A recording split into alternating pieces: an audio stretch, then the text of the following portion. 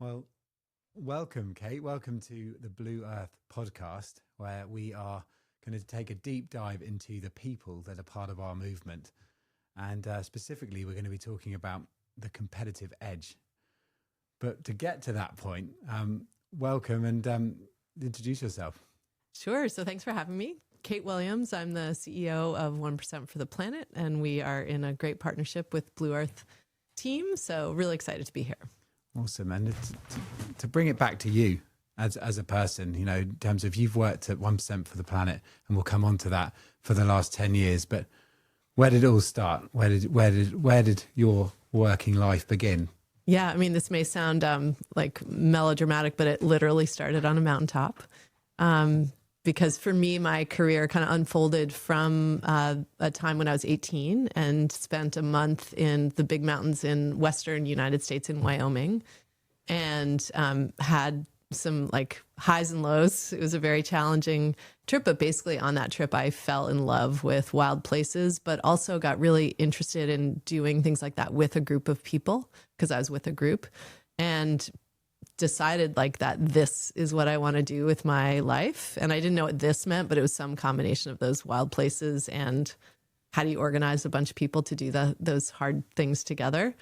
And my career has been kind of figuring that out. Yeah. And so, I mean, that's amazing. And in terms of that connection to the outdoors, you know, that's a big part of what inspired Blue Earth. And I think that's in the end what has inspired our partnership. But what is it about the outdoors that just you find so grabbing, so engaging, you know, life shaping? I think for me, there's a few things. One is if you're in an outdoor place, particularly if it's slightly more, you know, challenging or consequential, you have to be present. And, you know, there's so much sort of talk these days about like meditation and being present. And for me, I find that like being in the outdoors is actually when I do that. I'm like wholly 100% where I am. And that just feels, you know, so right. I think the other piece of it is it reminds me that as humans, we're actually part of nature. We live as though we are separate from nature, but in our language, even like we have to say humans and nature, but actually we are part of the ecosystem. And so I think when I'm actually able to kind of have my feet on dirt and be like moving through, you know, a forest or in a mountain or wherever, I just feel like I'm exactly where I should be. That's awesome. And I totally agree with that, and that really resonates. But I think we are living in an age, certainly in the last sort of 10 years, where technology really is, you know, it's exciting, but it's also quite depressing. You know, you see people growing up in a digital age, and the addiction to screen time, that lack of connection. And I think the more that we can impress on people that, you know, those that spend time in nature understand exactly like you said, that connection with it, they feel part of it, and they feel a natural compulsion to want to protect it. And so what sort of sports, you know, canoeing, I think is one of your originals. My former job was running a long distance paddling trail. Although I would say like I didn't consider myself like a canoeist, but when I had young kids, I realized that that's the best way to do family trips because no one has to carry heavy packs.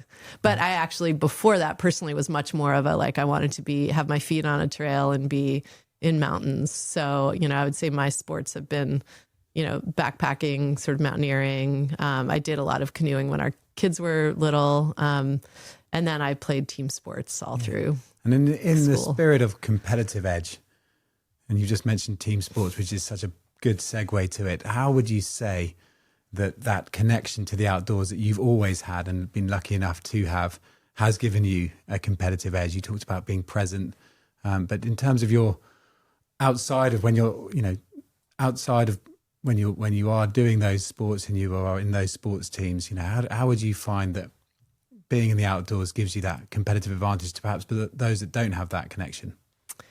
Yeah, it's such an interesting question because actually for me, I was a like competitive athlete into college. I was a Division I athlete, which is a like level of sports in the United States. And I actually sort of transitioned away from that and into the outdoors to kind of find an alternative path, not because I was no longer competitive, but I was no longer enjoying the competition in the context of the team sport. So in the outdoors, I think I would say what I've learned is that it really is about, for me, it was about defining kind of excellence in terms of my competence. So becoming like highly skilled to be able to do the things I wanted to do, as opposed to, winning the game. And I became highly skilled to win the game, but, that kind of lost its allure. Whereas becoming like competent and skilled, and ultimately for me, I like became an outdoor educator. So to be able to like lead others and create the experience for others.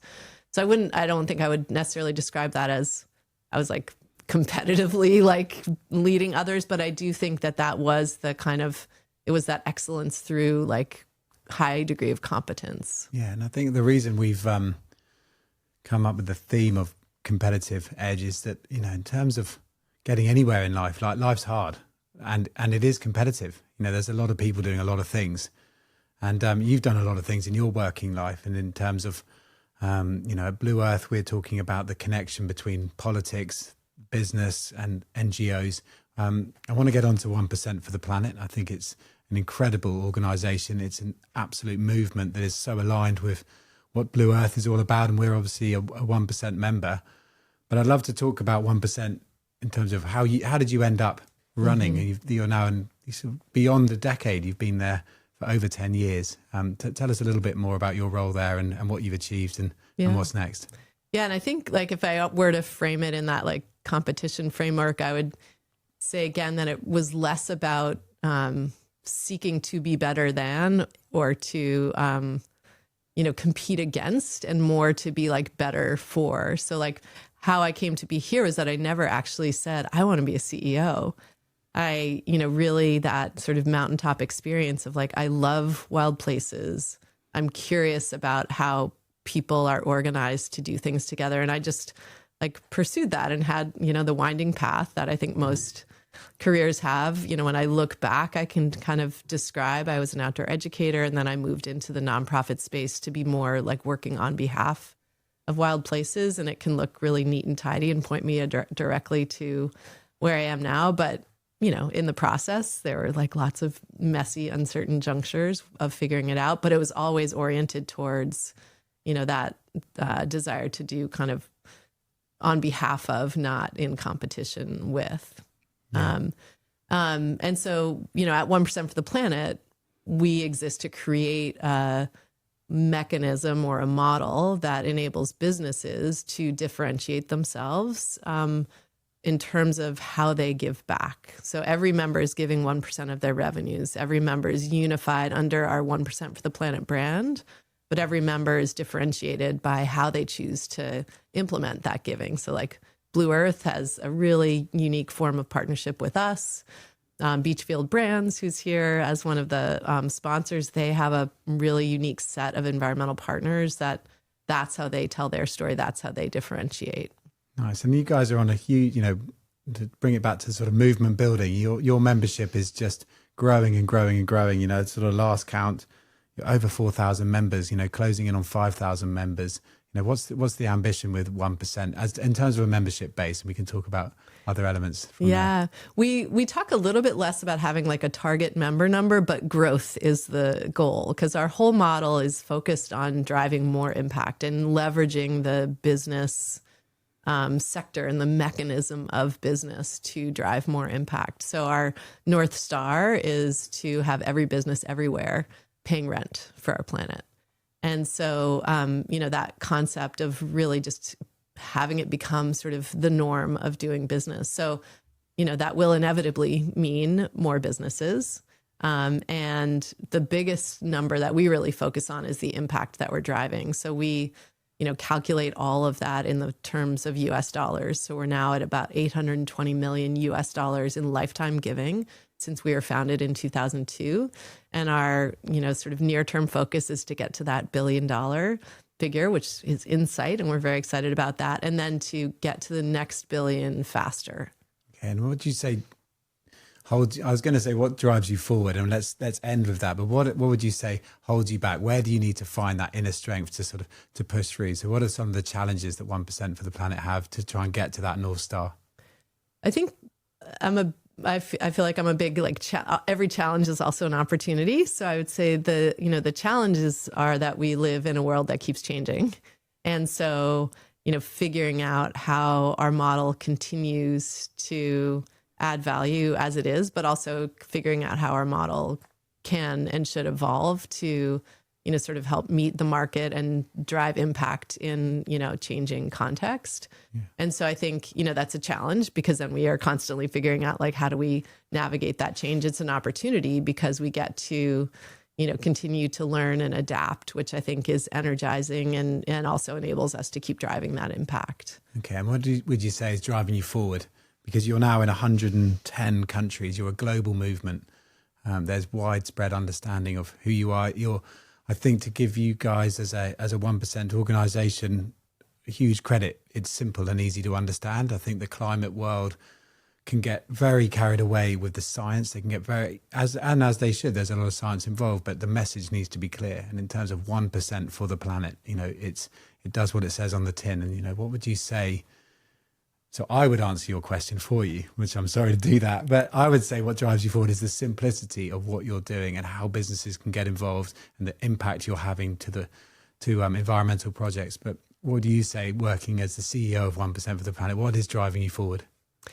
Yeah, I think I'll frame it this way. Like, I think our biggest competitor is paralysis, actually. So, particularly as, the world has more information, and you mentioned, the sort of fear of, getting called out, or, like, there's all sorts of things that can make people think I should just not do anything and stay safe.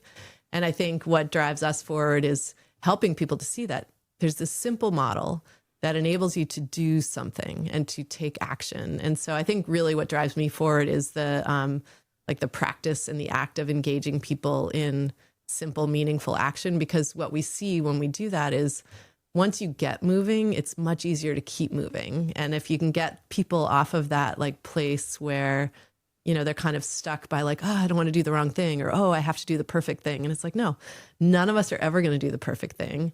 Now, none of us are ever going to do the thing all at once. It's a process. And so getting people into that process, getting businesses into that process, we're really excited about that. I think that's absolutely great advice. Paralysis of trying to be perfect. The world isn't perfect. And I think, if you come from an academic space, you're probably used to having the perfect grades. And I think if you look at the entrepreneurial space, you're probably used to not having the perfect grades. And I think you can fail and you can reflect. And I think that's really powerful to just say, get on and do something. There is paralysis in the world that says, I don't know what I can do. But what you guys as an organization are giving people is a very simple mechanism, and you call it rent. And I think that's a really interesting way of framing it. But thank you so much for being part of our 1% for the Planet Blue Earth movement. We really do feel so aligned with the organization that you and your team are driving forward. Likewise. We wish you so much success, and it's great to be talking to you today. Thank you.